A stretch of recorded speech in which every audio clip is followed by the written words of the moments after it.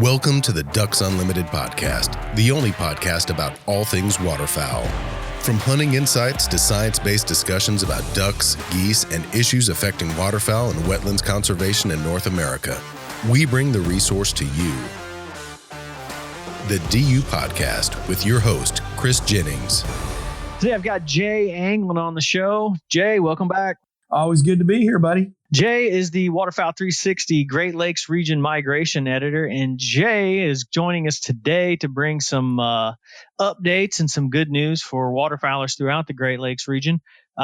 Jay, what's going on up there? You guys are catching some cold fronts. Ducks are on the move. You're getting some texts and messages about people doing pretty well. What exactly is happening up there in the Great Lakes region? Well, that the fronts that came through, the upper plains and Canada and then into the Great Lakes just moved an amazing number of birds. And a lot of birds moved out front, as we know. Birds moved during and now after even. I mean, there's just been a really strong push of birds, that's stretched out. And that has to do, I'm sure, with the fact that, it didn't get any warmer up there. It wasn't a, 2 or 3 day deal. I mean, they're literally going winter in some of those northern tier areas, of Minnesota, with parts of Wisconsin, certainly the Dakotas into Canada, Manitoba, Western Ontario. Those are all key areas for all the birds that come down through the Mississippi Flyway. And, the birds are pushing. So I just did a quick lap around the migration map, and it's just increasing numbers at this latitude. And I'm in northern Indiana, all the way from, Illinois across to Ohio. Usual suspects. I contacted my guys at the different and gals at the different fish and wildlife agencies, and not a one of them had anything bad to say. I mean, numbers are really building in the primary migration corridors like St. Clair, Saginaw Bay, La Crosse, Wisconsin. That area with the Upper Mississippi National Wildlife Refuge. It just an incredible number of birds. I mean, we're looking at the Mississippi right now, a quick survey here in the last 24 hours. I mean, they're looking at well over 200,000 divers alone on one pool. So that gives you an idea. Wow, that's pretty significant. And I know you've been in touch with a bunch of people over there, and any specifics on, some of those guys are on pool 8, some of those guys are on pool 9. Obviously, not giving away any certain spots or anything, but have you heard any, significant concentrations on any specific areas over there? Not really. I know they were over the weekend. There was, roughly 30,000 or so canvasbacks. I believe I think I want to say it was 7. Looking back here, I'm trying to remember. I think it was 7, but nonetheless, that's a lot of canvasbacks. And, of course, that'll build tremendously because it's estimated, that roughly 50% of the continental canvasback population comes through there. So they got a ways to go. They got a couple more weeks. And then, go northeast on the other side of Wisconsin, up around, Green Bay, northwest Lake Michigan, just a freight train migration of just about everything coming through there right now, according to one of my contacts up there. As he put it, we're pounding them every morning. It's fantastic. And that was literally 15 minutes ago. He sent me that text. So things are looking real good in Wisconsin. And then, you go a little further north and things are frozen. So, those guys are looking at the end of the line here real quick. Yeah, I know. I noted from your migration alert that we put out last Friday, you talked to the guys up there on Lake of the Woods in northern Minnesota, and they're like, "Yeah, we're getting ready to start ice fishing." Like, holy moly, that is a quick turnaround. Yeah, it really is. And this big, Arctic air mass that's pushing down into the Central Plains, it's kind of interesting because it's got like a bubble. And birds kind of went around it. Some birds pushed east, some pushed southeast, some pushed south. I mean, you can look and, even into the Central Flyway and see where the birds are pushing around this big, front. And it's kind of an odd situation because you have relatively normal conditions east and west of it. And then right in the middle, it's just stark. I mean, it's winter. It's nasty. So kind of a unique situation. Yeah. And, you had mentioned that you got some information just recently from the guys around Lake St. Clair, and that, that's just a hotbed for hunters. And, I've been up there. It's a fantastic area and very historically always been a kind of a choke point for the migration. What are you hearing from that area there in Michigan? Well, over the weekend was phenomenal. Everybody I know over there, and I do spend quite a bit of time over there. I have a lot of good friends and college buddies, and we've hunted for a long, long time over there. And everybody I talked to did really well. And I mean, guys hunting layouts did great. Guys hunting the big lake with a blind boat, a boat blind did great. The guys hunting the managed areas, flooded corn, flooded moist soil. Everybody just really did wonderful on all species. I did just get a message from a buddy of mine who guides over there. And he said that he believes they've lost some birds the last 24 hours on the main lake. So that doesn't necessarily mean they left Lake St. Clair. That could be they just boogied on over to the Canadian side, or, generally speaking, St. Clair just builds and builds and builds until it finally freezes. So my guess is they're just kind of bouncing around, looking for celery beds and whatnot.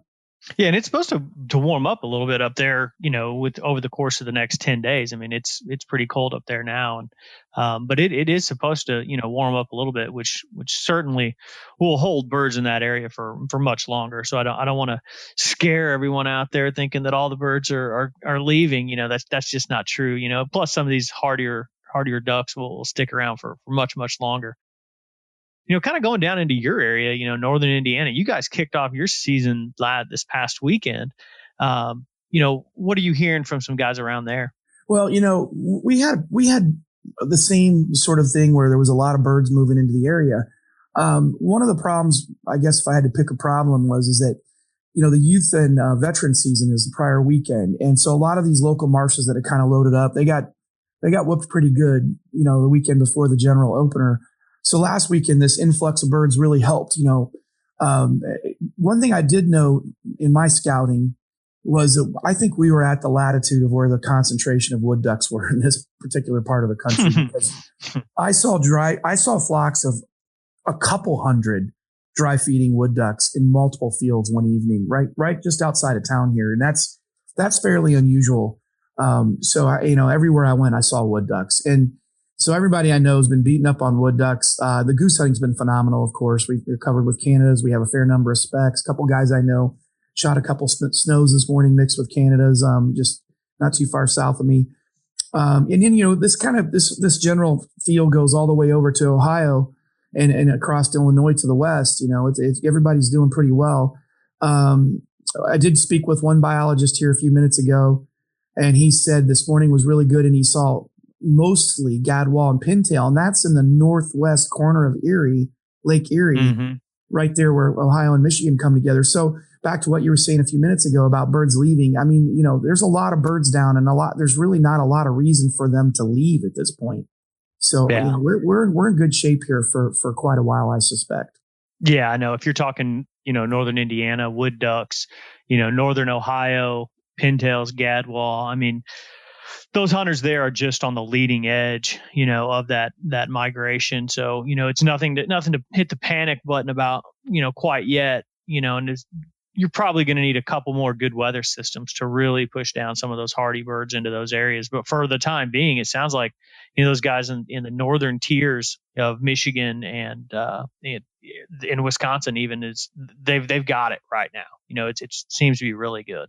Yeah, there's no question. This is, again, a pretty unusual situation.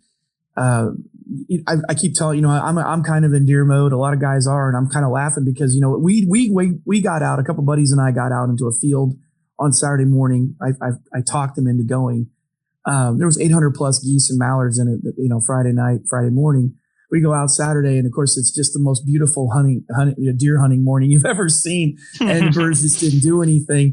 So, there's everybody I know that's asking me, how's hunting been? And I'm like, you just go. They're here, But if the weather's nice and sunny and there's no wind, you might not do very well. So it's just like anything else. They're here. They just might not do anything on a given day. And I have heard a couple of guys complain about that. We don't have that many birds. Well, we're already in that situation where the weather's warm enough. They don't really have to go out and feed that often. So, it's like any other year. You just have to scout and hunt the right days. Yeah. And we kind of talked last week when you were working on the migration alert, and you mentioned, that big north wind kicked up, and you kind of woke up in the middle of the night and you were hearing geese outside. That's a sure indication. And I say geese, more than likely snows and specks. that's a good indication that things are really starting to pick up. Oh yeah, that was pretty cool. I was letting the dogs out very early on. It was probably 3:30 in the morning on Saturday morning, and I stepped out of the house, and snows and specks were breaking down right over good old LaPorte, Indiana. Here, looking there's a big marsh just south of town, and it was cloudy out, and they were flying kind of low, and that's just something that I think we were talking about the other day. A couple guys from Indiana. That's something that we're just not used to hearing. Back when we were cutting our teeth in the waterfowl world, and how it's really not all that uncommon. But yeah, definitely really cool to hear that and see a lot of new birds move into the area. I mean, there's an amazing number of birds in some of these good, well-managed private marshes, public marshes, flooded crops. I mean, it's really impressive for this early in the season to see this many birds and the variety of birds. What's your guys' water situation like there in kind of northern Indiana region? I know you guys had a little bit of a dry spell during summer, but did you guys pick up some water recently? Just a little bit. I don't want to call it dire, but it's about the driest I've seen it in a long time. I mean, I have, places I hunt that are just bone dry, and we did get a couple of decent rains. Nothing spectacular, but enough that I expected to see a little more water, and there's no water. So if you're not managing something, or you don't have a semi-permanent wetland, chances are that, the birds aren't going to be there. And really, fishing is really good right now for a multitude of different species on the rivers and lakes. And of course, I'm a fishing guide, so I'm out most days. But because of all the boat traffic and angler pressure, a lot of birds that would normally load up on some of these bigger bodies of water, they're just getting pushed off pretty quick. So, there is that factor, but that's something we always deal with here in this part of the country, with the way we hunt and the way our birds, congregate in this area. It's pretty much standard operating procedure for us to take all that into consideration. Yeah. And, I was actually going to ask you about that. And I know most of our listeners may not know that you're the esteemed Northern Indiana, Southern Michigan fishing guide. But how is the fishing right now? Jay does a lot of steelhead fishing on rivers up there. And I just wanted to kind of get an update for anyone who may be interested. How is the steelhead fishing right now? Well, it's one of the better runs I've seen. We had a decent salmon run. The Kings and the Cohos came in. We get a few steelhead to follow them in. And then all of a sudden the gates just opened up and Lake Michigan gave up a bunch of steelhead. And so most of the tributaries are pretty well loaded with fresh steelhead out of the lake. It's really good. And the conditions are good. The rivers are, because we have low water, most of the streams are running low and clear. They're not high and dirty. So a lot of times you see the fish, which a lot of guys don't like. Personally, I enjoy it. It's kind of, feels like you're fishing in Alaska or something. So, it's been really good. And it's only going to get better. Usually it really gets good here. The next 3 weeks is prime time for fall steelhead. So I'm booked up pretty well, but I've got a few dates here and there, and I'll fill those pretty quick, I'm sure. Well, how often are you doing a quick turnaround on a fishing trip in the morning and maybe a goose hunt in the afternoon? Is that even in the cards? Is that kind of a cast and blast option for people? I do that occasionally. It is definitely something I try to squeeze in personally. If there's a will, there's a way. Logistically, when you have a boat with all the gear, then you've got to have a trailer with all the gear to do the swap, or not have somebody else involved where they can meet you and swap, or it gets to be a little bit tough. It's a lot easier to do with duck than it is geese, because with duck, I can have a little jet sled in the back of my Suburban with some decoys and all the stuff and just make the quick turnaround. But I do it occasionally, and certainly this is one of those years where I suspect I might have some opportunities to pull that off, and I'll definitely, try to push that on the right guys. I've got a little list, and I know who to contact. So you might want to put me on that list. That sounds like a fantastic trip. You're always welcome up here, buddy. Anytime. Well, Jay, this has been fantastic. Is there, anything else that Great Lakes region waterfowl hunters should be keeping their eye on as these weather systems continue to persist throughout the areas?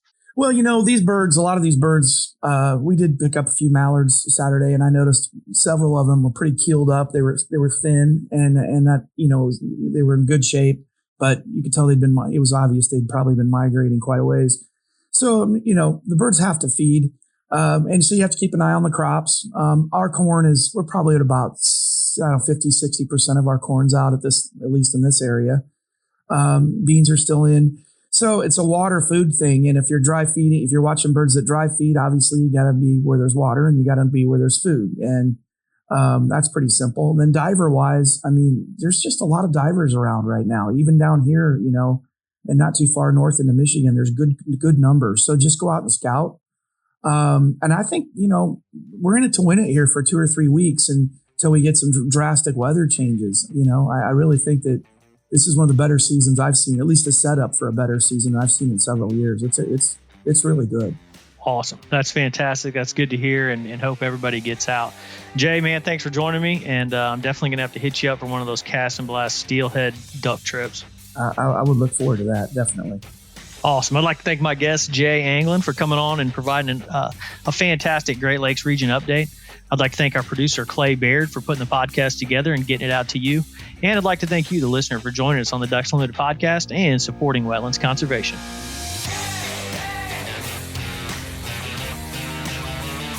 Thank you for listening to this episode of the DU Podcast. Be sure to rate, review, and subscribe to the show, and visit www.ducks.org/DU Podcast for resources based on today's topics, as well as access to more episodes. Opinions expressed by guests do not necessarily reflect those of Ducks Unlimited. Until next time, stay tuned to the Ducks.